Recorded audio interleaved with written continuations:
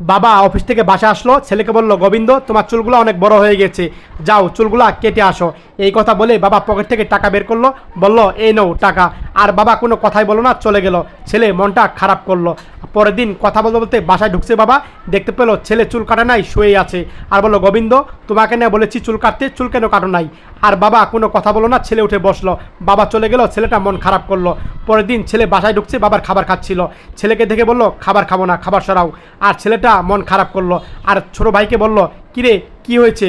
বলল, তুমি কেন চুল কাটো নাই? এজন্য বাবা খাবার খাচ্ছিল না, এই কথা বলল। আর ছেলেটা তখন বুঝতে পারলো। পরের দিন ছোটো ভাইয়ের জন্মদিন।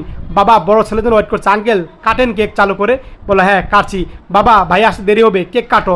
আর তখন বাবা কেক কাটবে, বললো, বাবা ওয়েট। আর এক পর্যায়ে বড় ছেলে আসলো, ছোটো ভাই বললো, বাবার জন্য প্রাইজ আনো নাই ভাইয়া? আর এভাবে কথা বলছিল। বললো, হ্যাঁ প্রাইজ আনিয়েছি আমি। এক পর্যায়ে তার মাথা চুল কেটে বাবাকে সারপ্রাইজ দিল এবং প্রাইজ দিল। বাবা দেখে খুশি হলো, ছোটো ভাইও দেখে অনেক খুশি হলো। আর দেখাচ্ছে, বাবা চুল আমি ছোটো করেছি। সবাই খুশি হলো।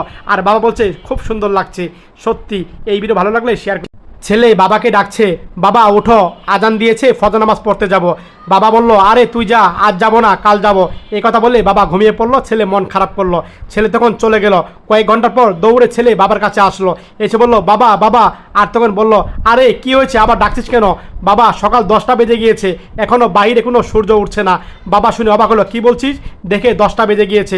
বাবা তাড়াহুড়া করে উঠলো আর ছেলেকে নিয়ে তখন বাইরে যাচ্ছিল। এক পর্যায়ে বেলকনি জানালা খুলে দেখে বাইরে এখনও অন্ধকার, কোনো সূর্য দেখা যাচ্ছে না। আর বাবা তখন এই দৃশ্য দেখে কান্না করছিল। আর বাবার কান্না দেখে তখন ছেলেও কান্না করছিল। আর বাবা তখন বলল, সুফিয়ান যা কোরআন শরীফটা নিয়ে আয়। আর ছেলে দৌড়ে কোরআন শরীফ আনতে গেল। বাবা তখন চেয়ারে বসে রইল। বাবা এনেছি, এই নাও। আর বাবা কোরআন শরীফ খুলে দেখলো কোরআন শরীফ পাতা সব সাদা হয়ে গিয়েছে। বাবা অবাক হয়ে গেল, আর বুঝতে বাকি নাই যে কিয়ামত হবে।